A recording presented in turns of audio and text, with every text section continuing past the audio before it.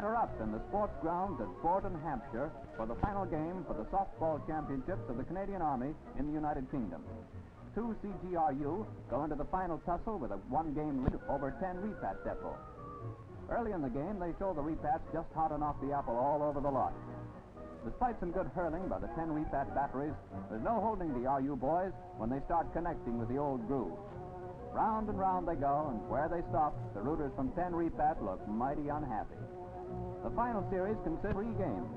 10 Repat won the first, 6-1. 2 CGRU took the second with a tune of 3-2. The team winning the series will go to the continent to play.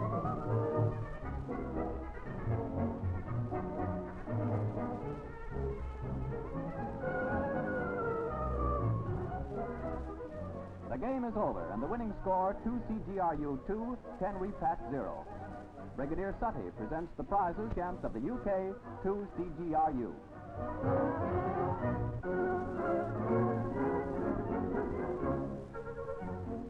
Over the Thames River course from Teddington Locks to the Kingston Rowing Club, the single sculling event in the Dominion winner is the Canadian entry, Captain Aldous, MC of Winnipeg. Thousands of spectators watch him battle it out with Sergeant Kelly of Combined British Services to cross the line, the winner. In the pair, and craftsman Ken Laggard of Vancouver win the first heat, but are defeated in the final by the superior oarsmanship of the Australian pair.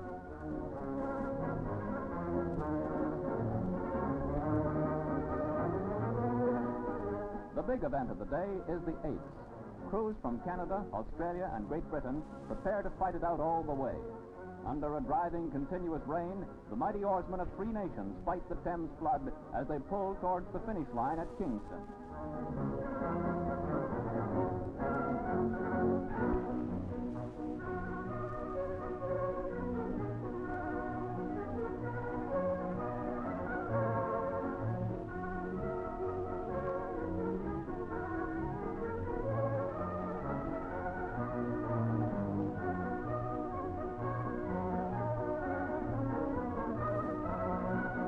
As the gun goes, the Australians cross the line 2 lengths ahead of the Canadian crew, thus winning the laurels of the Dominion Victory Regatta. Through the area known to every Canadian soldier of 2 wars, with General Montague presiding, a representative force marches to the Aldershot football field for the ceremony. While the picked guard of honor stands solidly by, His Worship the Mayor presents a token silver casket and script, which is accepted by the retiring Canadian Chief of Staff. It will be replaced at a later date by a scroll and album sent for permanent placing in Dominion archives. 4 platoons from the 2nd Canadian Special Infantry Battalion give an exhibition of drill rivaling the precision of a guard's. 1939 thus tangibly expresses the friendship existing between the mother country and the Dominion with the freedom of Aldershot.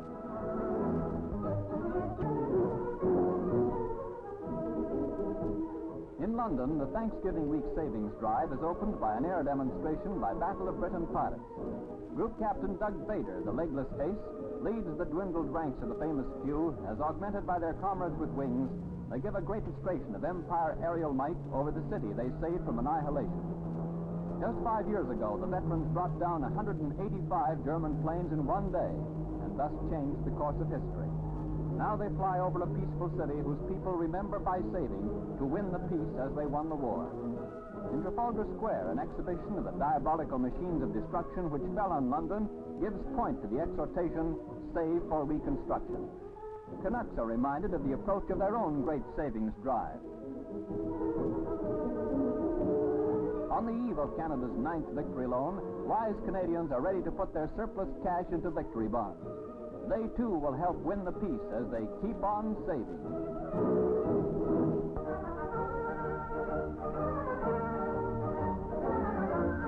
It's moving time for the 2nd Canadian. With the repatriation schedule running at full blast, the Blue Patch boys are homeward bound. Breaking camp for the last time is a pleasant fatigue.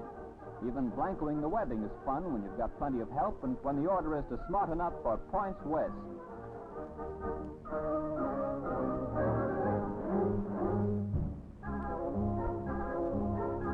The Toronto Scottish. The stage is being set for the 9th Canadian Victory Loan Drive. Typical is the activity in Aurich, Germany, where posters designed by Army personnel tell the story of the first post-war savings campaign for reconstruction.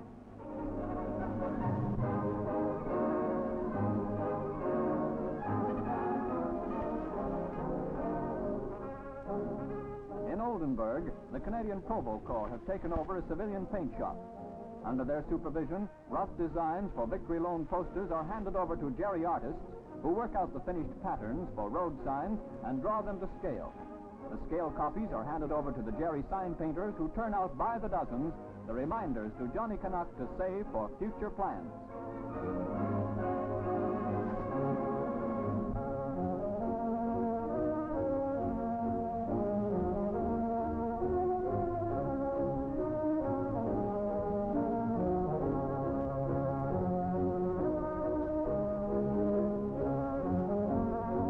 Directed to the promotion of Canada's great drive to send over the top the 9th Victory Loan.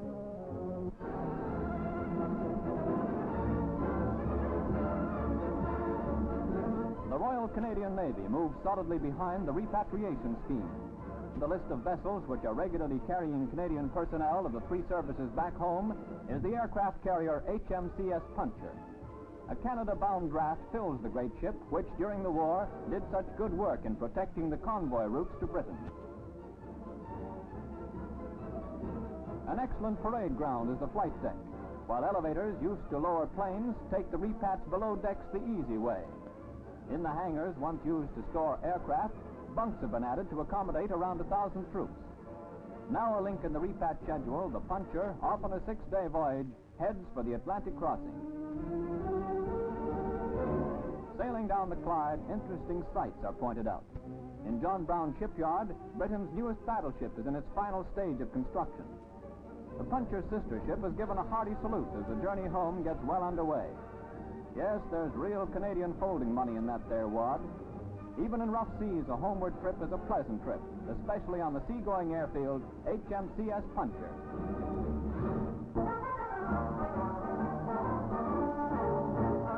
Greece. The steamer Major General Laflèche and his family. Sons, Francois, served with the Royal Expansion Plan of Canada's diplomatic corps. The Dominion's foreign policy will be fully carried out in Greece by the soldier diplomat. Madame Laflèche and her 5 children get their first view of the historic nation which is their new home.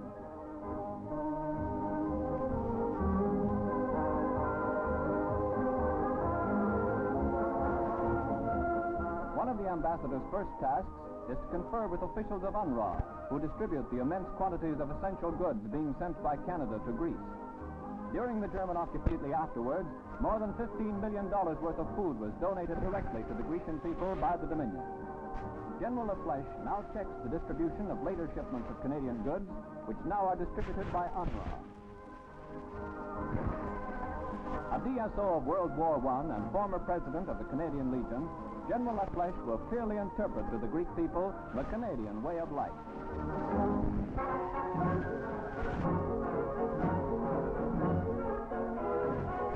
It's Ravalli at Cedar Springs Camp in southern Ontario, and everybody rolls out for a bit of PT. Johnny Canuck Jr. is taking the Army training just like Big Brother and Dad did.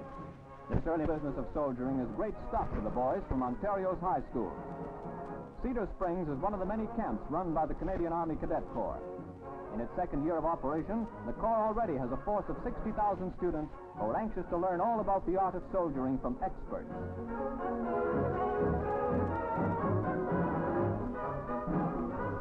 Everything from signaling to high jumping is taught to develop both brains and muscles. When parades are over, a swim in nearby Lake Simcoe is just the thing for tired foot sloggers. On Visitors' Day, Mom, Pop, and Kid Brother bring the lunch basket along, and a lot of good things supplement Army rations.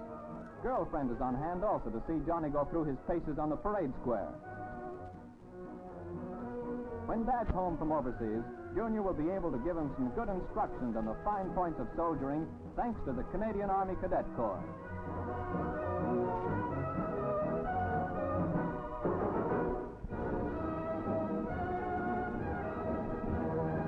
Into Hong Kong harbor, the British fleet sails to receive the Japanese surrender of the important Far East stronghold. Coming ashore ready for anything, the troops encounter sporadic resistance from fanatics in the heart of the city. They are cleaned out, and the whole area combed by patrols who disarm all Japanese troops and restore order. Hong Kong is a name to be remembered by Canadians. In November 1941, a Canadian brigade, including the Winnipeg Grenadiers and the Royal Rifles of Canada, landed to augment the British garrison. Fighting with British units, they were forced to surrender on Christmas Day through lack of water. Now the shoe is on the other foot. Thoroughly beaten, the Nipponese are searched for hidden weapons before being herded to prison camps on the mainland at Kowloon. The last of the major Japanese surrenders takes place at Hong Kong Government House. From the flagship Duke of York comes Admiral Fraser to be present and Vice Admiral Harcourt to preside at the signing. The historic document received the signature of Major General Okada, who concludes his part of the ritual with the surrender of his Sumari sword to the Allied party. The second Jap. Thus, the ceremony, which means freedom for thousands of Allied prisoners, is concluded in the last stronghold of the Japanese co-prosperity sphere. Even while the document... Thanks to victorious Allied might, a new day dawns for the outpost of empire, Hong Kong.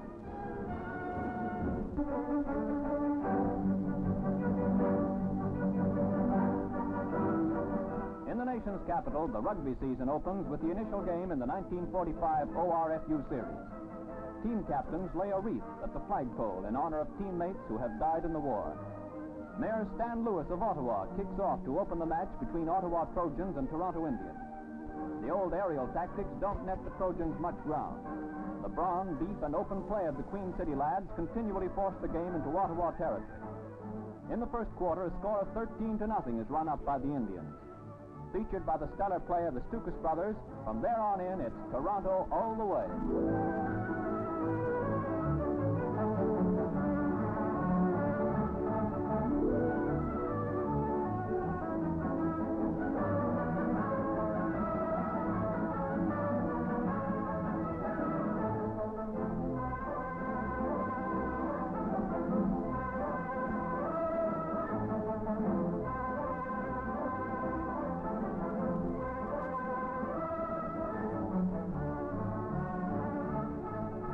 Of course, the odd fight adds spice to the game.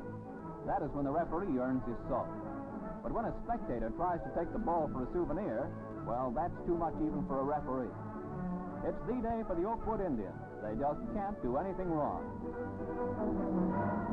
In the final quarter, Toronto plunges for a touchdown. The convert makes the final score in the ORFU curtain raiser, Toronto 19, Ottawa 1. Flag carried by them safely from Normandy beaches to victory. They leave together with the 14th Field Company RC. On their way to Nijmegen Repat camp, they cross Folks Bridge at Arnhem and finally arrive at the embarkation point.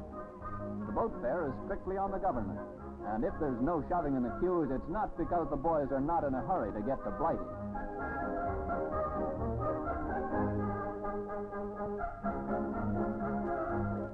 How can a man sleep when the white cliffs of Dover mark the end of the trip, which will bring the fighting seconds back to the land of the maple?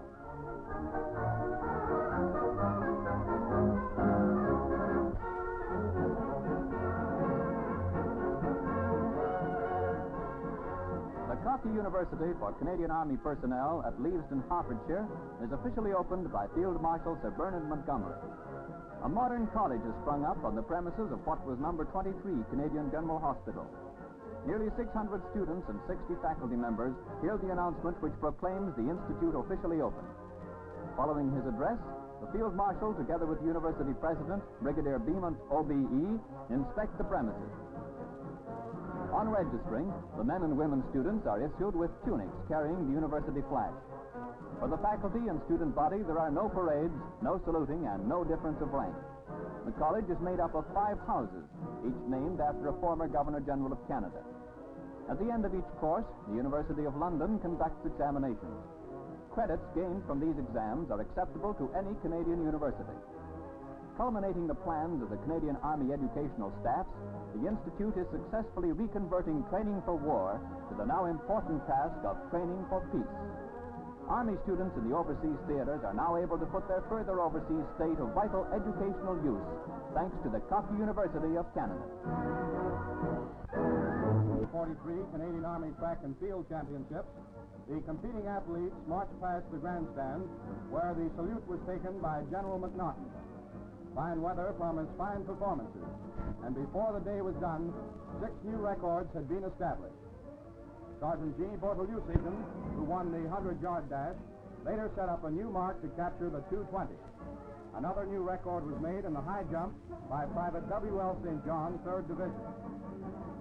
In the 1-mile event, yet a mark was established when Lance Corporal R.N. Mabey, Army troops, cut nearly 3 seconds from the existing record. The running broad jump was won by Lieutenant J.D. Crashley, 5th Division, who also won the Turner Trophy for the individual scoring the highest number of points during the day.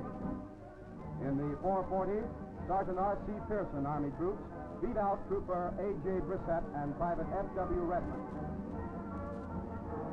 In the 3-mile run, Corporal A.T. McLean, 4th Division 1, hit Corporal G. Elliott 2nd and Sapper Jepson 3rd. In this event last year, the result was a dead heat between Elliott and Bryant, and a new record was made. In the shot put, Sergeant L.E. Gore, 2nd Corps troops, added more than 2 feet to the previous mark to set another new record.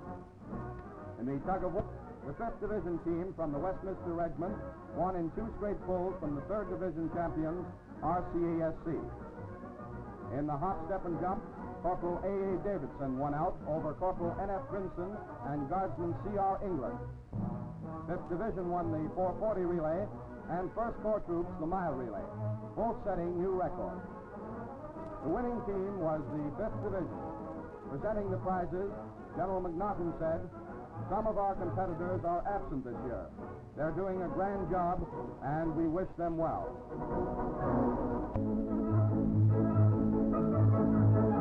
At Victoria Park grounds in Canada's rodeo capital, the 60th edition of the famous Calgary Games starts with a wild cow milking race.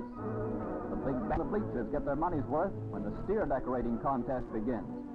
The general idea of this parlor game is to tie the pretty red ribbons on Bossy's horns, and brother, that ain't easy.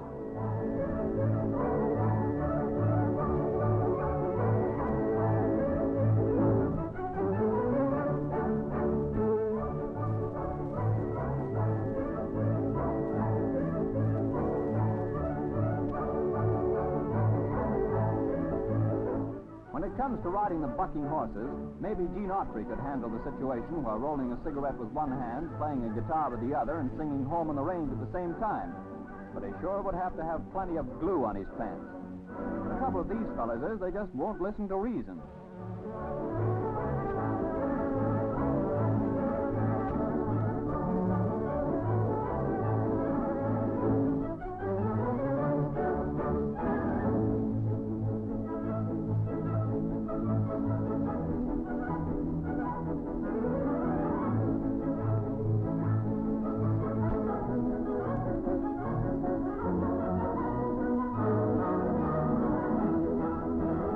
Just in case the folks in the cheap seats are getting bored, the next item on the program is the steer riding game. The mobile ads for Ballville are all guaranteed man killers or your money refunded. The riders have been turned down by every insurance company in the West. In their idea of fun, you don't live to a ripe old age.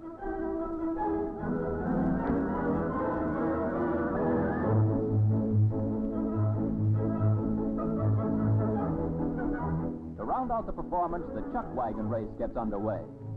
When it comes to taking the grub from point A to point B, the demon drivers have even the Army Service Corps beaten on points. As they battle it out hub to hub, there are no holds barred. Alvin Hinkler of Red Willow, Alberta, draws ahead in a driving finish. He breaks the world's record for chuck wagon driving in the grand spectacle of the West, the Calgary Stampede.